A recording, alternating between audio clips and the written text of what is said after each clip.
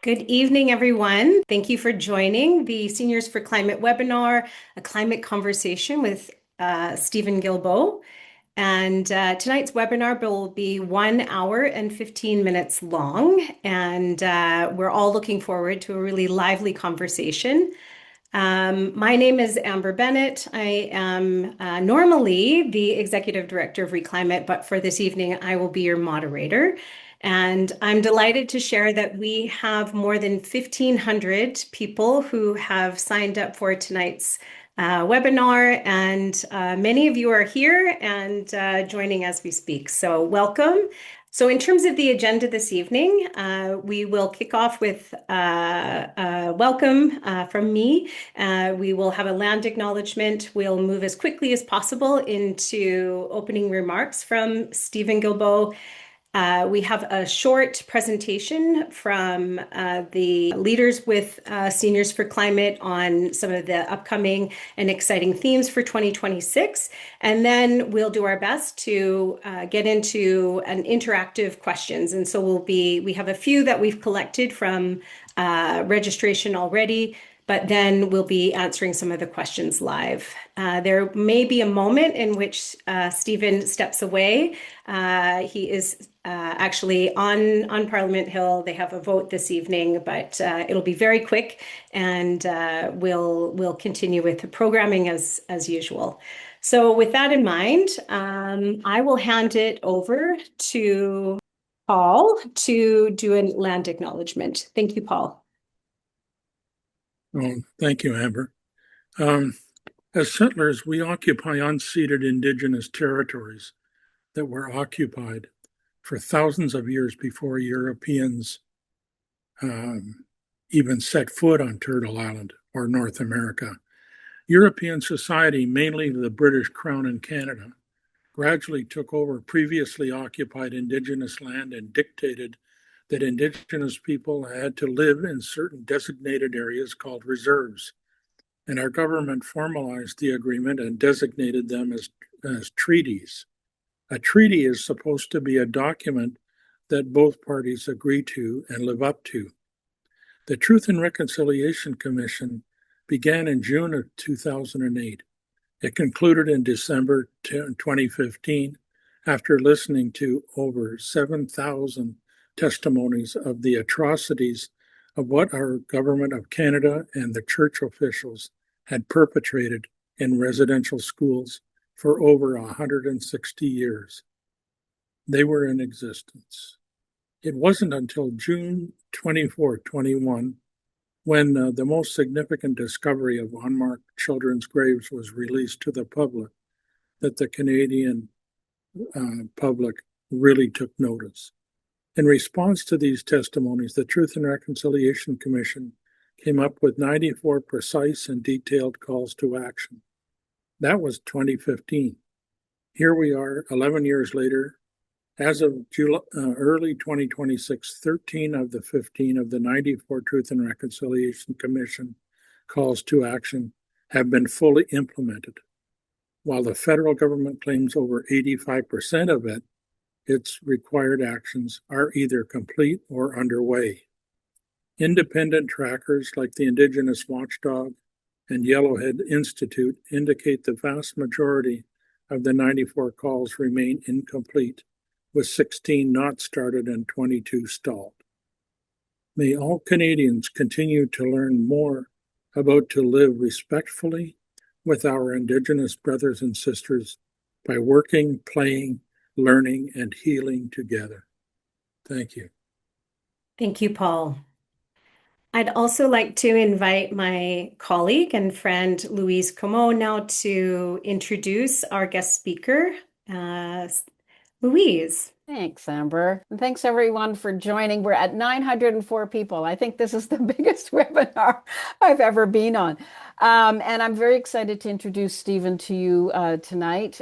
He and I met in 1995 at the International Climate Negotiations as the world was negotiating the Berlin Mandate, which led to the Kyoto Protocol. It may seem an insignificant achievement now, but at the time it was an enormous achievement. And Stephen and I kind of learned the ropes together in terms of the climate negotiations, and have continued to serve as activists and in other ways. I'm a researcher, he's a politician, and you may know him as a politician. He is a Liberal member of Parliament for Laurier Sainte Marie since 2019. He has served as Minister of Canadian Heritage from 2019 to 2021, Minister of Environment and Climate Change from 2021 to 2025, Minister of Canadian Identity and Culture, and Minister responsible for official languages in 2025. In November 2025, we are all may be aware that following the signing of the Memorandum of Understanding between the Prime Minister and Alberta Premier Daniel Smith, that Stephen felt he had issues that needed to be responded to, and he resigned as cabinet minister. And so he joins us tonight with a long experience, not just in terms of the international, not in terms of his own activism, but as a person who's chosen a path that involves a political life. And so in that context, he also has a lot to teach us about how we better engage with political life. And so why don't I hand it over to Stephen, who will share some of his thoughts with us, and we'll move into questions after that. Thank you. Thank you very much, Louise, for this presentation. In fact, folks, Louise was my mentor, really. She had been already involved in the climate movement when I was just a pup, really, and I was I was very young. So we were together at the first Conference of Parties in Berlin in 1995, COP1. For those who were following this, the last one was in Berlin just before Christmas. It was COP30. Gives you an idea of, and they happen once a year. So gives you an idea of how long we've been doing this. So my name is Stephen Guilbeault. I am a member of Parliament for Laurier Sainte Marie, which is downtown, the eastern part of downtown Montreal. And for most of my life, I was, and I would argue, still am a climate and environmental activist. But as Louise said, I decided to try and continue being an activist, but in a different form, which is the arena of the House of Commons, which is right there in front of me. And I have to follow, so you can't really see on the screen, but what you see behind me is the House of Commons proceedings. We might have a vote, but I can vote virtually. It takes about a minute, and I'll be notified if I need to do that. So thank you so much for being here. Thank you to Reclimate for organizing this, and Seniors for Climate. And thank you for this beautiful land acknowledgement.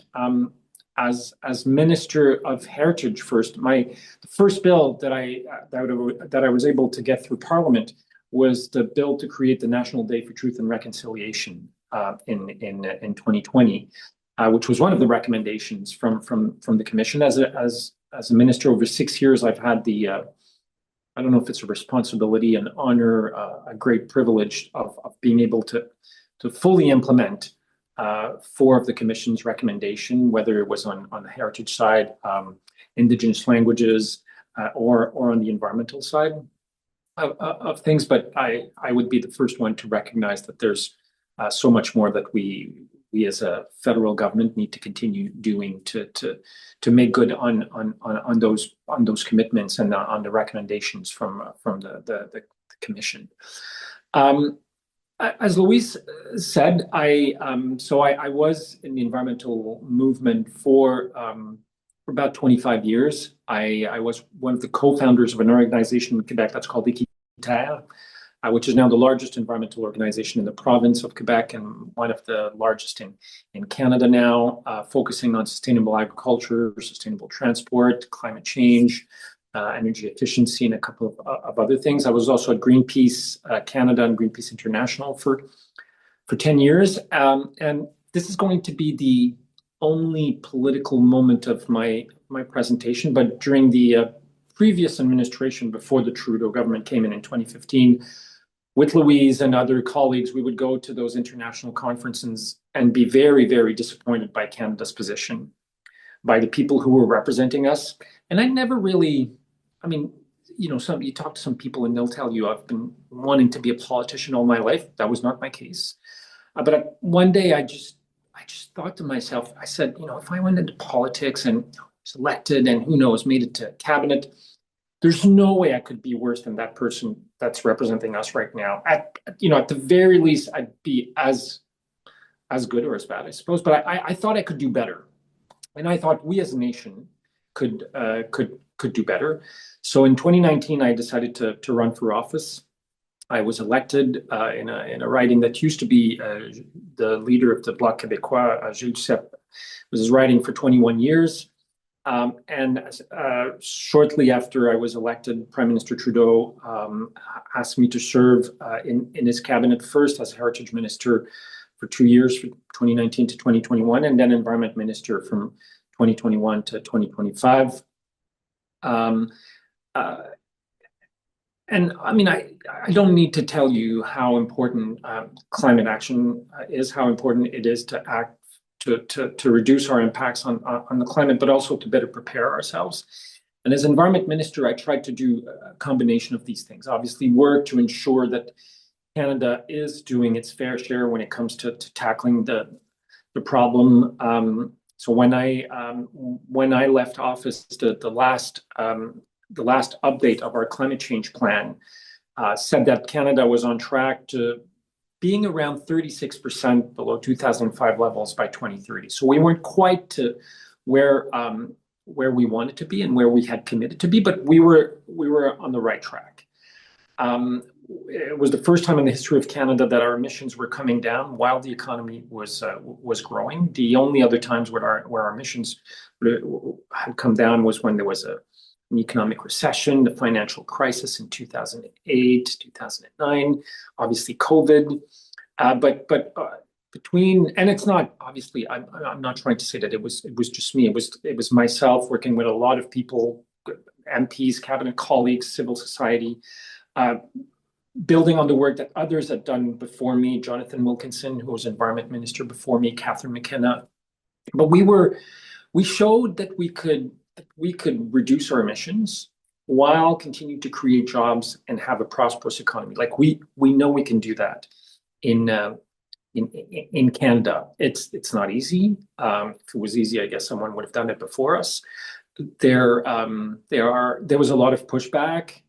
There continues to be a lot of pushback. I spent a fair bit of time as Environment Minister fighting with some provinces and premiers and companies, but we were able to do a lot of things. We were able to put in place regulations to ensure that refineries would reduce the carbon footprint of the fuel they produce, whether it's diesel or gasoline or other type of fuels. We put in place regulations to ensure that our electricity sector would decarbonize. So the regulation didn't aim at prohibiting the use of natural gas on our grid network, but to really limit the use of carbon-based electricity production and facilitate and encourage the use of renewable energy. We put in place measures to ensure that the oil and gas sector started to do its fair share. When Louise and I were working on this many years ago under a previous Liberal government, more than a decade ago, it was impossible to have a climate plan that would be looking at what different sectors of our economy should be doing. So what should we do in transportation? What should we do in buildings? What should we do with waste? And obviously, what should we do with oil and gas? It was taboo. You could not do that. Well, we decided we needed to have this conversation about the role of the oil and gas sector in fighting climate change. It contributes about 2.6% to our GDP. It's more than 20% of our greenhouse gas emissions in Canada. So there is this disproportionate impact of the sector. And as minister, I always said, well, I'm not asking them to do more, but they should do their fair share. We can't ask different sectors we can't ask the aluminum sector or the steel sector or ag to reduce their emissions while we give a free pass to that sector. That was not popular in all corners of the country, as you can imagine. Politics and I suppose climate policy is certainly not a linear thing, as we're seeing around the world. Certainly south of the border, Trump is hard at work trying to dismantle everything that has been done over the last decades in terms of climate, clean air, clean water policy, whether it's under the Biden administration or Obama or even previous administrations. And it's been challenging in Canada too. I mean, I have publicly criticized my government for things like the memorandum of understanding with Alberta. Not because I don't think we should try and agree with provinces on a number of different things, including energy. I'm certainly in favor of that, and I did a lot of that as minister myself. But I felt that in our endeavor to try and have an agreement with Alberta, we were compromising some of the key elements of our plan. And I told you earlier that when I left as environment minister, we were tracking to be at minus 36% in 2030. We're now tracking to be at minus 21, maybe minus 28% by 2030, because we have let go of a number of measures that had been put in place, that had been announced under Prime Minister Trudeau. So we've made progress in Canada, and we still have the potential to do a lot of progress, but we need to do better. Maybe I'll turn to now what I've learned from going from being an activist outside government to try and be an activist inside government. In our parliamentary system, for different reasons, we tend to focus a lot on ministers. I remember when I was an activist myself, you want to meet the minister, and because you think that if you can do that, then things are going to change. And obviously, ministers play a really important role in our parliamentary system, and cabinet also plays an important role. But members of parliament also play a really, really key role. There's a new climate and environment caucus within the Liberal Party of Canada. So there's about 60 people that have registered to be part of this caucus, or a group of Liberal MPs working together on climate and environment issues to basically encourage, incentivize, but also sometimes put pressure, criticize the government to do better on these issues. And meeting your MP locally is super important. Like, I know that we have people from all across the country. It's one thing for either a member of parliament or a minister to receive, a email, online campaign and get several hundreds, sometimes maybe 1,000 messages, but there's a lot of people are doing that now, and it doesn't have the same impact that it may have had at the beginning when this started. But what still has a lot of impact is when people show up, or not necessarily uninvited. I would suggest that you call your MP's office and you ask for a meeting with the MP, ask for a meeting with their staff. Members of parliament staff and minister staff are super important people. As a minister, and even as an MP, like you're dragged from one meeting to another, from this event to that event.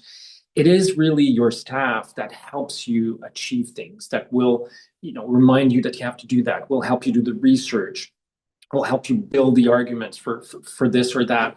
So my advice, talk to MP staff, talk to minister staff, be super nice to them, because if you're not nice to them, forget about meeting the minister. I've seen instances where people treated folks who were working with me as if they were second-class citizen. I was not cool to them. I felt that if that's how they were approaching their theory of change, I wasn't very interested. So be nice to those people.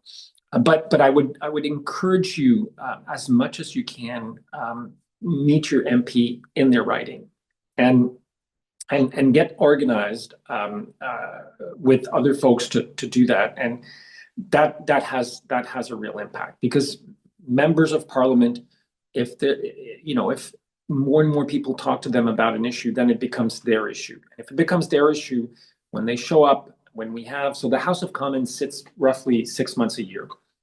And every week that the House of Commons sits, there's this thing called a national caucus. So all of the Liberal MPs get together for about 2 hours every week.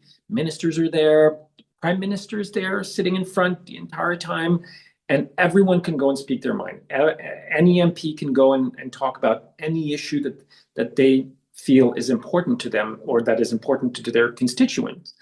And so if you as a collective meet 10, 20, 30 MPs across the country and talk to them about what are we doing on climate action? What are we doing on adaptation and resiliency?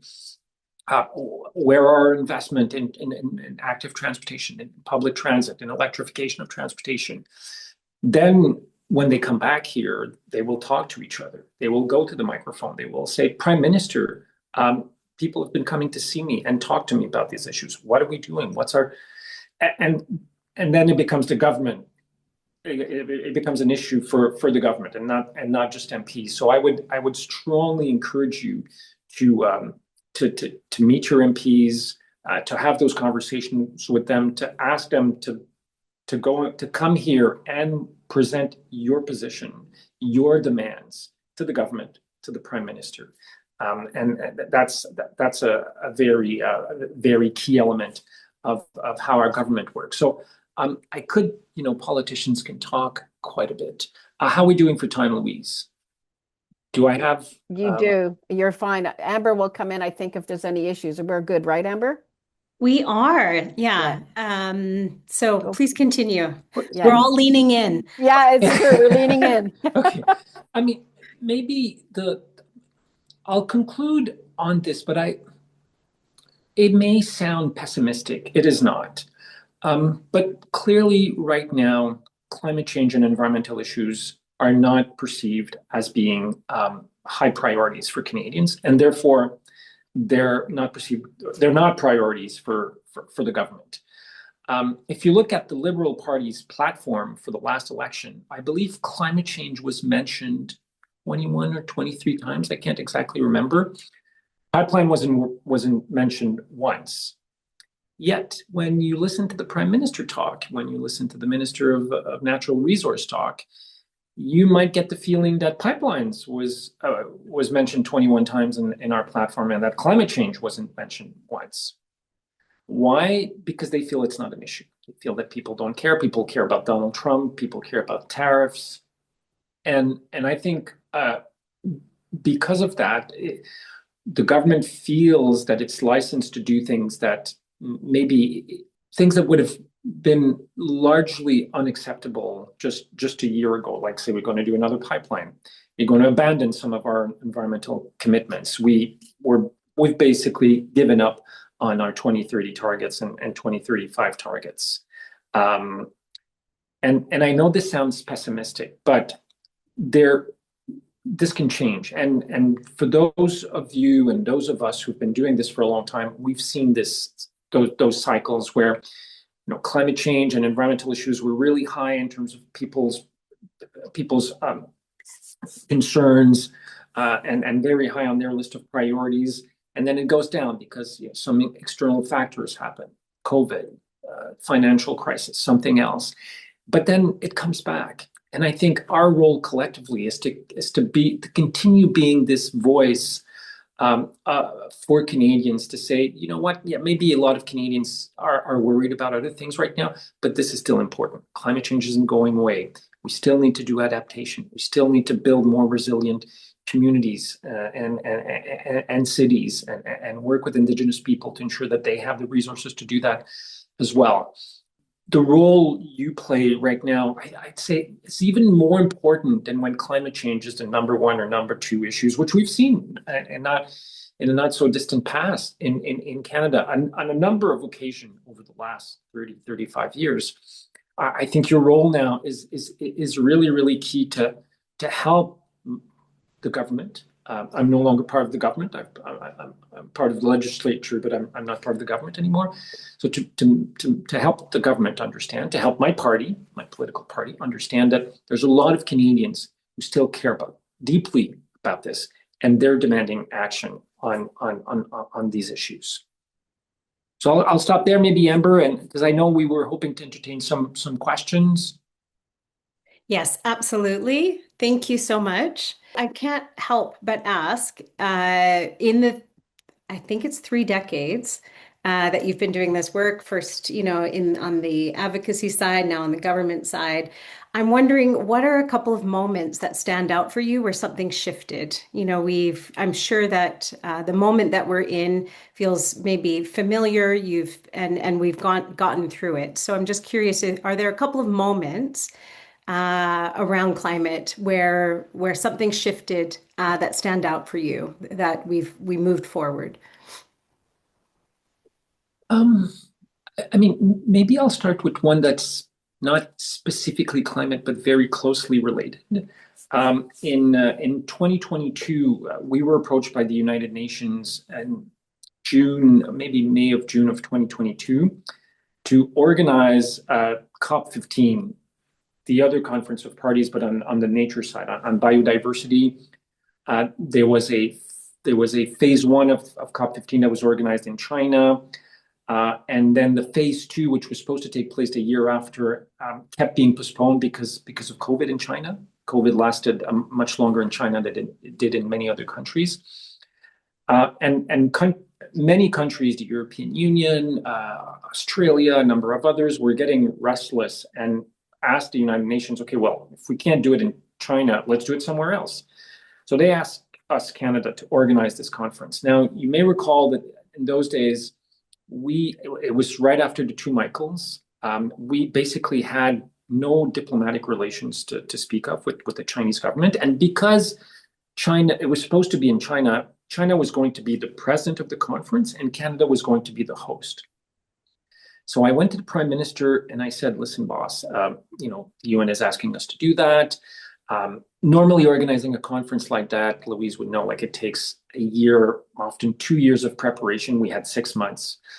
And I said, oh, by the way, we have to do everything in collaboration with China, a country to whom we're not talking to anymore. And I think a lot of people within the government at that time questioned my sanity. But the prime minister and everyone, most of the bureaucracy was against it. But the prime minister said, let's do it. And so we weren't sure that the conference was going to take place. It was a conference, it was a very important conference because it was a conference where countries were supposed to commit to what they were going to do by 2030 to tackle biodiversity loss, which is closely obviously linked to climate change. The best ally we have to fight climate change is nature. In a matter of 6 months, we've collectively, not we just Canada, but Canada certainly played a pivotal role. We were able to start having a real dialogue with China. We were able to rally 190 countries to agree to protect 30% of the planet by 2030. It's referred to by many now as an historic agreement and an historic feat, and one that would not have been possible if there weren't some people who felt that it could be done. That it was, and we knew that it was going to be difficult on a number of different levels. Our relationship with China, getting 190 countries to agree, getting countries to finance, commit to financing nature conservation in the global South. We were closely with Indigenous nations from all across the country and really all around the world to make this a success. So this was certainly in my career one of the key moments. But I think the other one was when we presented in 2022 the first ever full climate plan with measures, whether they're fiscal measures, whether they're investment, whether they're regulations, how many tons of pollution would each of them lead to, how much money were we going to invest. We'd never done that in the history of Canada. It was the first time. So it's called the Emission Reduction Plan, ERP for shorts. Many of you would be familiar with that. And it was so much work because we had to get all of the different departments on board: agriculture, transport, infrastructure, natural resources, economic development, global affairs, under the leadership of Prime Minister Trudeau, because he had my back. we were able to do that. It is seen as a landmark moment for Canada. It was saluted by many organizations as being a pivotal moment for Canada, because now we had a map. We had a plan. We knew how we could get there, and what we had to do was implement it. And we started doing the implementation. As I said, we've hit some bumps in the road, but we still have that roadmap, and it can still guide us to take us where we want to go. Yeah, thank you. You've talked a little bit about some of the international and international summits that you've been involved in, and the kind of global working together. You've talked a bit about your time and working nationally. I have two questions, a two-part question. One, for those of us who are not familiar with COPs and Conference of Parties, can you tell just a little, lift up the hood a little bit and tell us kind of what happens there? What does Canada do in those meetings? And then the second part to this is another, I think, historic meeting will happen in April, almost next month, tied to the phase out of fossil fuels. Yeah. And a coalition of countries and parties who are meeting for the first time on a plan for that.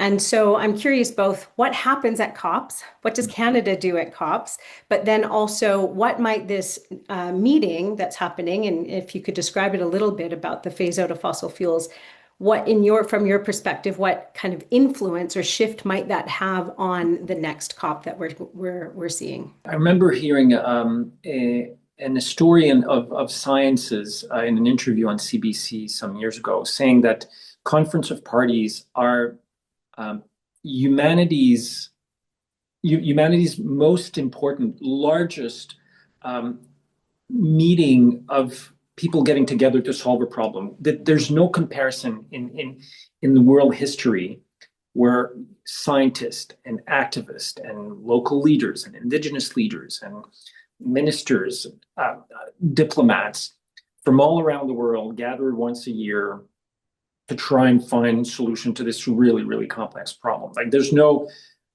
we did it with AIDS on a smaller scale, like in terms of how many people come there. But I mean, Louise said that there was about 900 people on the call tonight.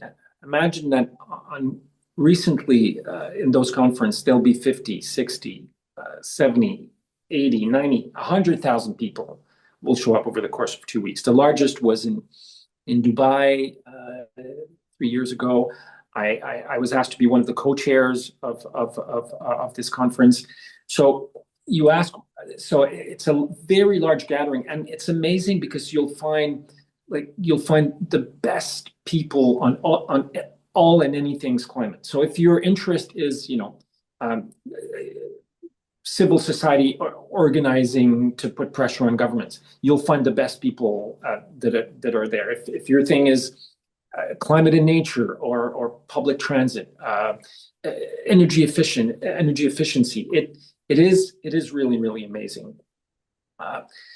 What you ask, what is Canada's role? Well, I mean, sometimes we play a very proactive and important role, and Canada has really since 2015 been a much more proactive in those meetings.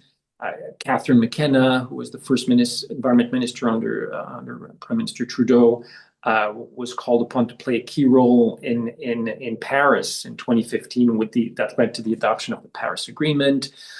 Jonathan Wilkinson, who was the minister after her, and a succession of first Minister Wilkinson and then me, but for a number of years in a row, Canada was asked to co-chair with Germany an important working group on how do we fulfill a commitment that was made by countries in the north to support countries in the global south in their transition away from fossil fuels and adapting to climate impacts. So we can play a very proactive role, and we have, but it's very uneven. There are times where Canada wasn't playing a very proactive role. In fact, quite the opposite. And in the last COP, in Brazil, Canada came under some criticism for some of the backtracking that is happening. So this reputation that was built over the years as being a country that shows up and work, and we're not perfect, obviously, but I think people recognize that year after year, we would show up and work really hard to find common solutions with countries around the world. Obviously, you can't talk about climate change if you don't talk about fossil fuels. Yeah. It's not the only thing. We have many questions about that in the chat. So, but fossil fuels is about 75% of the problem relating to climate change. It's been very difficult internationally to get countries to even mention fossil fuels in those agreements. It was mentioned for the first time in the history of the negotiation 3 years ago, where the language was very soft about reducing the dependency, but nothing about a phase out of fossil fuel. And there are many reasons for that. And I mean, I can certainly talk about Canada, and you're right, there is an important meeting coming up. There's a couple of initiatives internationally to try and see, okay, well, how do we phase out fossil fuels? And then there's a number of countries that have signed on to be part of those initiatives. They're two, I wouldn't say competing, but there are two initiatives that are working in parallel.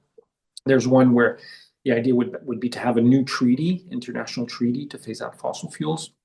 And the other one is taking a bit of a different approach. Obviously, the challenge for Canada is that the federal government is not responsible for the use of natural resources. So as environment minister, I couldn't tell Alberta not to use its natural gas or oil, no more than I could tell Quebec not to use its water for its dams.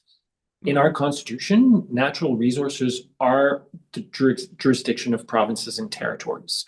So it creates a real challenge for Canada on that front. As environment minister, I was able to do things like to present draft regulations to say we're going to put a cap on the emissions of the oil and gas sector. So we won't curtail production, but we will curtail the pollution that is linked to the production. Now, obviously, in our federation, you have to tread lightly. The Supreme Court has intervened on a number of times on those issues.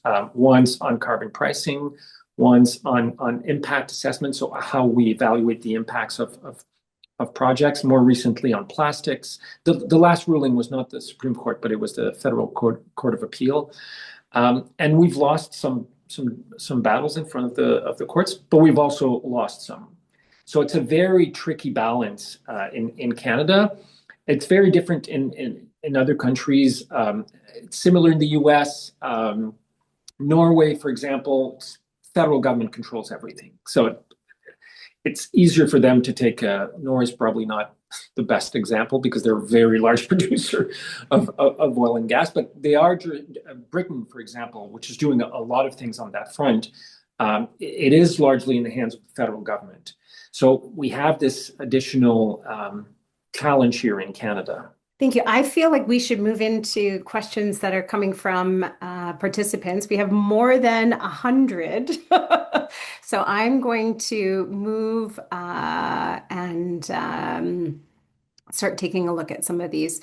So we have a question here from Jeff Love, and it says, what is the biggest mistake Mr. Trudeau made in implementing the government's climate action plan?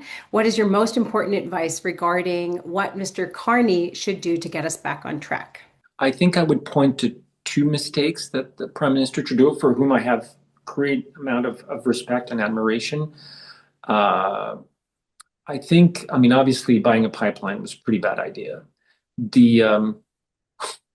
We adopted a motion led by the Liberal government in the House of Commons in 2019, I believe, 2018 maybe, on declaring that climate was a national emergency.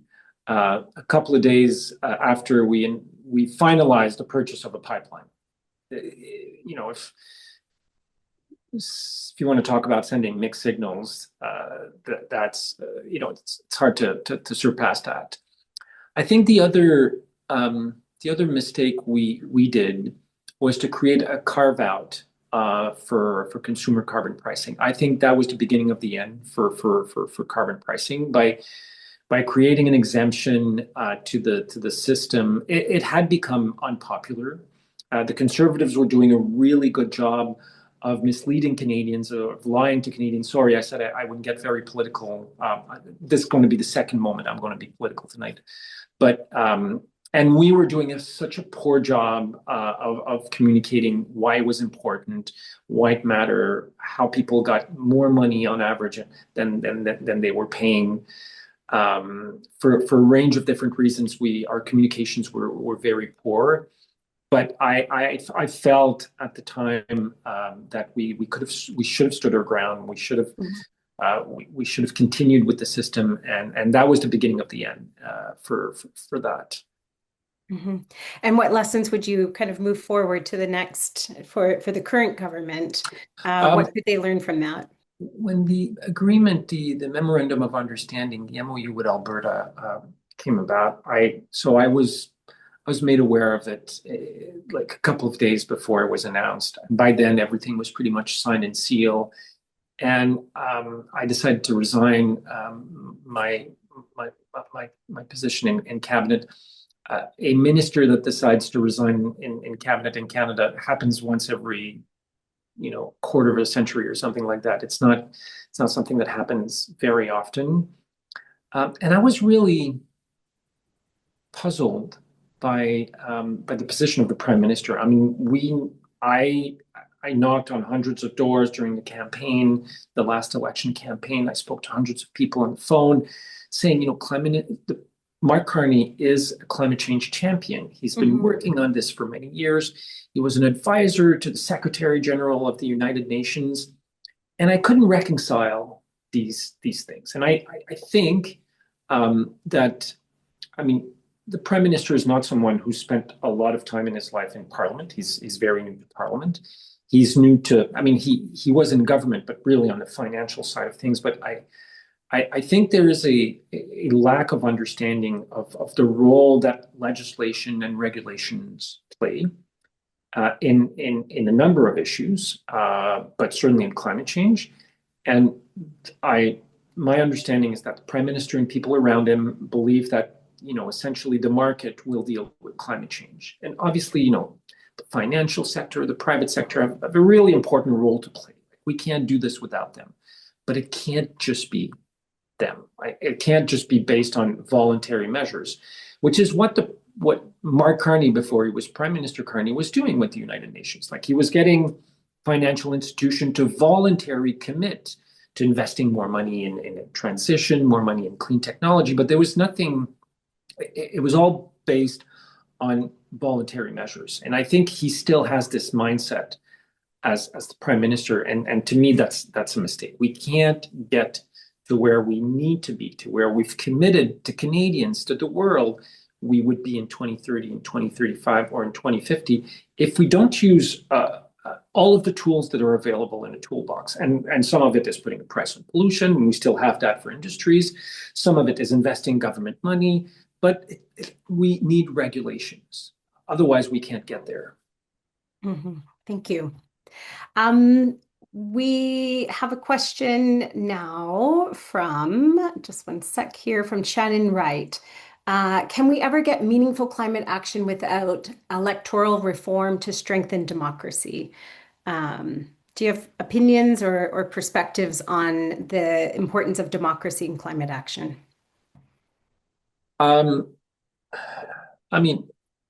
So I wasn't in government when, or in politics, when the Liberal Party presented and then kind of abandoned its commitment to electoral reform.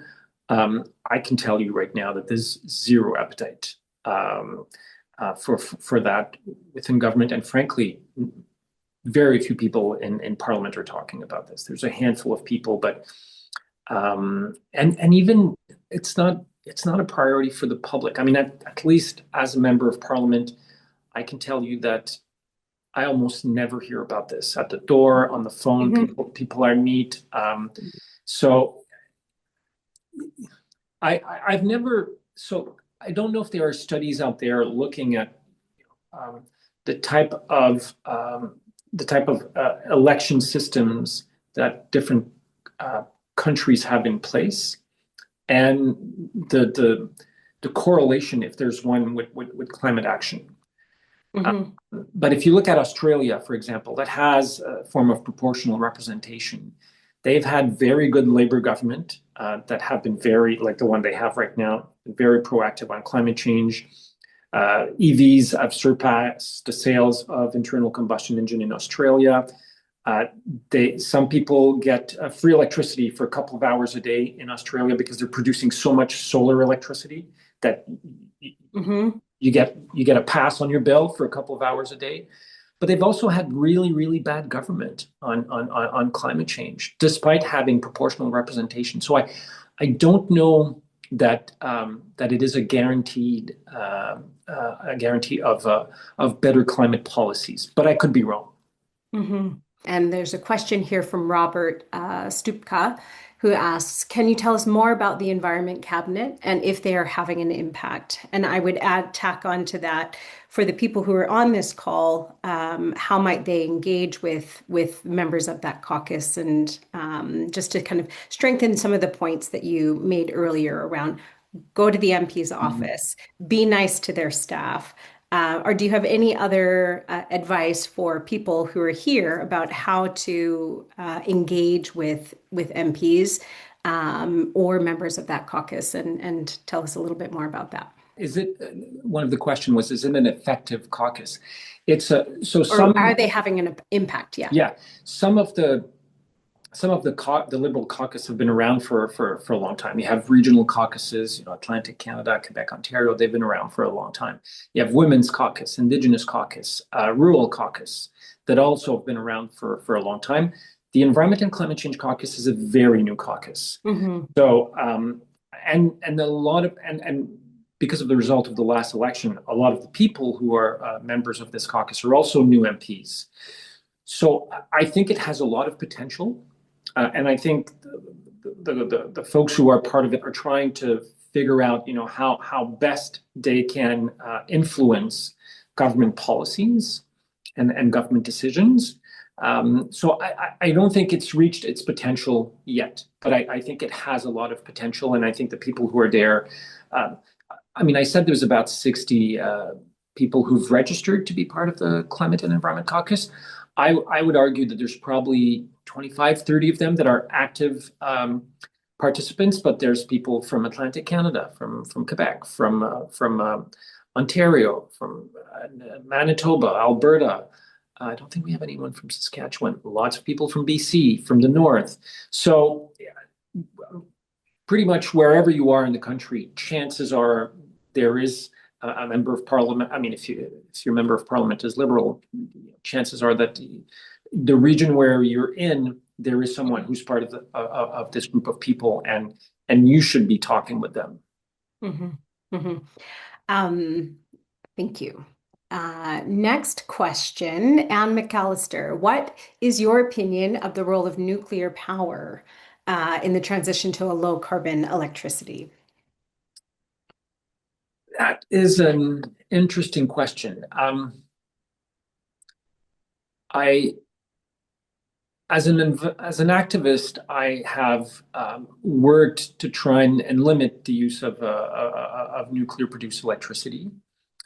Um, in government, I mean, the previous government under Prime Minister Trudeau was very favorable to nuclear energy. If anything, Prime Minister Carney's government is even more favorable to nuclear energy. I'm a bit on the fence now. I think there is far less opposition to nuclear than when I was in the environmental movement.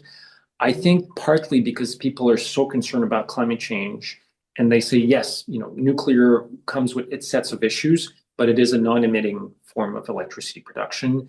And we need to be looking at all the options we have that don't produce greenhouse gas to solve climate change. There's a lot of talk about small modular nuclear reactor, so-called SMRs. which would be smaller, like the nuclear reactors that we have right now around the world are very large, like thousands of megawatts of units of production. Small nuclear reactors would be like 300 megawatts, much smaller, but it's an unproven technology. There isn't, to my knowledge, there might be one now, SMR in commercial operation in the world in Britain. But other than that, like it's a very new technology, and I think a lot of people are putting a lot of eggs in that basket as if it's going to be a silver bullet, and there are no silver bullets when it comes to climate change. We need a range of different things to happen. We need to do better on transportation. We need to do better on buildings. We need to do better on electricity production, for sure. We need to do better on conservation, and certainly we need to do better on our production and consumption of oil and gas. So that would be my answer. I will have to vote in 15 seconds. Okay, well, that's a perfect segue.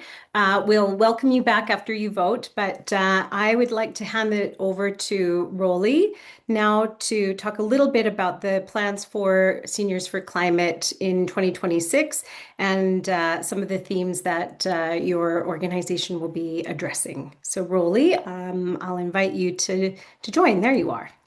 I'm going to be talking about the breakthrough the climate silence, creating the space for action theme. And we are actually launching our 2026 project or campaign this evening, that we're really launching this campaign at a very particular climate moment, and also a particular political moment. We know that climate impacts are accelerating. We know that the public concern remains quite high. The crisis generally is intensifying. So public concern is high, but it's not because people don't care. They care. They're worried. They want action. The climate conversation, as Mr. Guilbeault was indicating, has really faded from politics. And there is a gap between concern for climate and the conversation. So it's very important for us to continue to talk about the climate crisis, because if we don't talk about it and openly and visibly, then action will definitely stall. We started off planning for 2026 and wanted to do something that would be impactful, of course. So over the last year, we've reflected on what actually will move the climate dial or the climate needle. We have done many of the traditional actions or tactics like rallies and marches and so on. And here we are now with climate conversation going downhill. But here's what we've learned actually. What we have learned, and this is borne out by the research, that the strongest predictor of climate action is whether people talk about climate change. It's not how much we care, it's not how much we know, and it's not who we vote for, but it's just talking about it. So silence is not lack of concern, but silence does stall action. It's not apathy. That is the barrier. It is silence, which is the barrier. So when conversation becomes visible, space for leadership opens. And when people can see that others care, it becomes safer for leaders to act. It's like giving leadership permission to act on climate. And that's the heart of the campaign, to promote conversation about climate change during 2026. So what does silence really mean? Silent means different things to different people, obviously. But again, it doesn't mean that silence does not mean that people don't care. It often feels at an individual level, it often means people feel alone. They're uncertain others share their concern. They're unsure if it's safe to talk about climate with their friends, family, or neighbors. It's just not comfortable talking about it. But it's much more than just a personal hesitation to talk about it. It's more than that. It's politicians ignoring the real and growing threat of this crisis. It's media not connecting the dots, not connecting their reporting of climate impacts, whether it's wildfires or floods or heat domes, making those connections with the causes of those impacts, and connecting the dots to climate change. And it's also the confusion that is caused by this information that is used to promote fossil fuels and often also to suppress clean energy solutions. So it's bigger than just personal hesitation. Obviously, silence protects delay, but conversation changes that, and visibility changes the political climate, and visibility changes what is politically possible. So the question becomes then, why seniors? Why seniors now? Well, we're a very, very large demographic group across Canada, over 10.5 million. Seniors are generally trusted. We're connected. We're civically engaged, members of many different groups and foundations and organizations. And when seniors speak openly about climate, it certainly opens the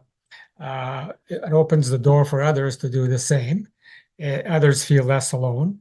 Misinformation loses its grip, and leadership becomes safer.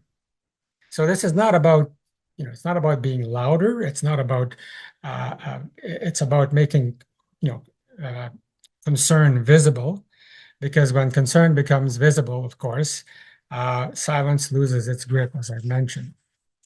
And the last slide will deal with our theory of change. How does change really happen? Well, it's not complicated. Conversation leads to visibility. We hope that visibility will build confidence, and confidence will certainly open space up for action. And that's the theory of change that we're going to be promoting or basically working on for the rest of the year. And that's why we're launching Breakthrough the Climate Silence campaign. It's to create that space and allow politicians to tackle climate change once more.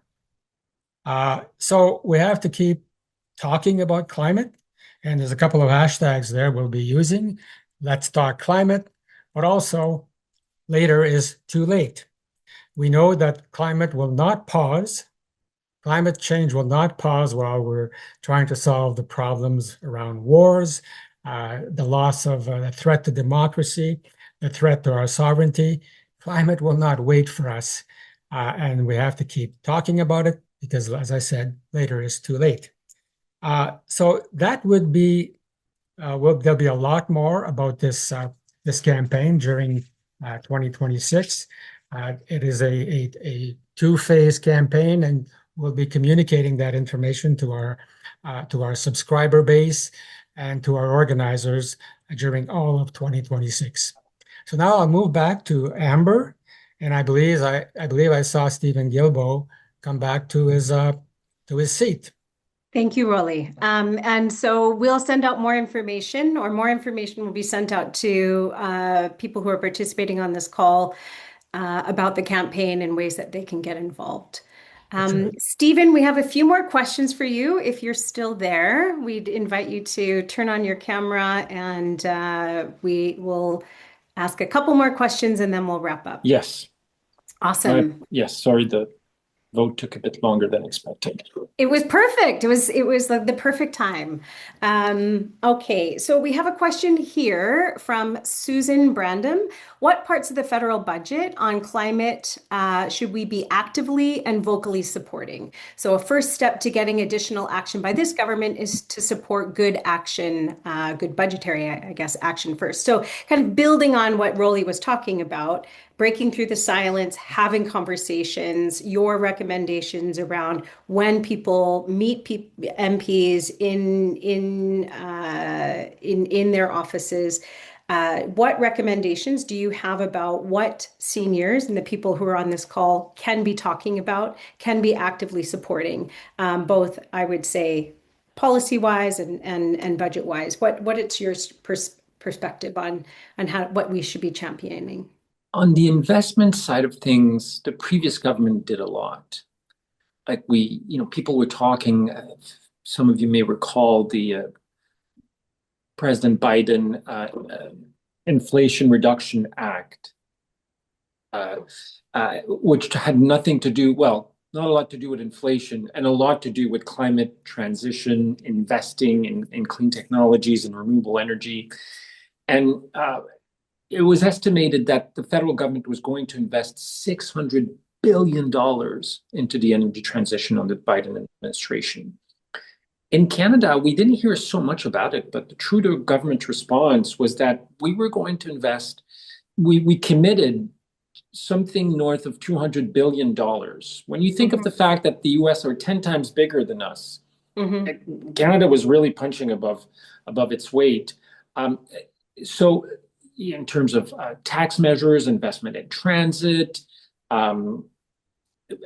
so there wasn't a whole lot in the last budget, but there are things that there's a tax credit for the production of clean electricity. Good thing it had been announced by Finance Minister Chrystia Freeland, but it hadn't been finalized. It was finalized in the last budget. But there wasn't a whole lot in that budget on climate, largely because of a lot of things have been done already. There was some cutbacks to the funding for public transit. Not good. I mean, we are investing historic sums of money, which started really under Prime Minister Trudeau in public transit across the country. But we should not cut back funding for transit. We should bring back that funding. If anything, we had funding for home energy retrofit that were abandoned. They should be brought back. They're expensive. I understand in a fiscally tight situation, they make real benefits in people's life. They help people reduce their energy bills. When I worked at Équiterre, this not-for-profit organization I was telling you about, we were piloting programs to do home energy retrofits for renters. Because if you don't own the place where you live, but it's poorly insulated, it's too hot in the summer, it's too cold in the winter, what can you do about it? So I think the federal government should be doing more of that. We brought back incentives for electric vehicles. That's good. It's going to make a big difference in terms of the adoption of EVs. I mean, one other important thing, under the Trudeau government, we had committed that there would be no more fossil fuel subsidies. We can't control what provinces do with their resources, but we were going to stop federal government dollars to go for the production of more fossil fuels. In the last budget, there were pressure by Alberta, Saskatchewan oil companies and some MPs on all sides of the aisle to bring back one fossil fuel subsidy. We said we would do it. In the budget, it was written like, page 263, I believe. We were not going to include this new fossil fuel subsidy. 2 weeks later, in the memorandum of understanding with Alberta, we say we're going to bring back that subsidy. That's not cool. Like people supported the budget, including Elizabeth May from the Green Party, because we had committed not to do that. And then 2 weeks later, we turn around and we go and do it. I mean, that's one of the reasons I left cabinet, really. Okay, well, that's very clear. I'm going to repeat that. Public transit, home energy upgrades, EV incentives, and say no to fossil fuel subsidies. Thank you so much for your time. I have one last quick question, and I'd be remiss if I didn't ask it. What gives you hope? Of somebody who's been doing this for 30 years, in so many different seats. What gives you hope right now? I mean, Louise was talking about when we started, 30 years ago, more than 30 years ago. Almost no one was talking about climate change. Very few governments had plans to act, whether to reduce their impacts on the climate, investment in clean technology and public transit and home energy retrofit, all of the things that we've been talking about, that really didn't exist 30 years ago. The public was really not aware. We didn't have plans to adapt to a changing climate. We now have that. They need to be implemented in Canada, or better implemented. But there's so many things that have happened. And what I think what gives me the most hope is when I go like across the country and around the world, when I meet communities and to see the level of activism and people saying, okay, well, yeah, we won't wait for government and we'll start doing it ourselves. Community-based action on climate change, whether it's to reduce our climate impact, to adapt. There's municipalities all around the world that are doing this, and I know we'll get there. And the question for me is just, how fast, and the more we wait, obviously, the more impacts we will have, the more people will get hurt, and people will be impacted. Oppositely, the faster we go, the better it will be for people, for all beings on the planet. Yeah, thank you. I think that's our time, perfectly on time. So thank you on behalf of everyone on the call for spending the last hour with us. And thank you for your years of service. And thank you for the work that you do. Louise, any closing words from you? Just thank you, Stephen. We're really, really grateful and this is a big launch for us to break the climate silence, and I think you've given us some great advice. And stay tuned. We're on the campaign trail, so we won't be going away. Seniors for Thank you Climate are very in the much. game. Thank you very much, everyone. Bye. Thank you. Nice evening.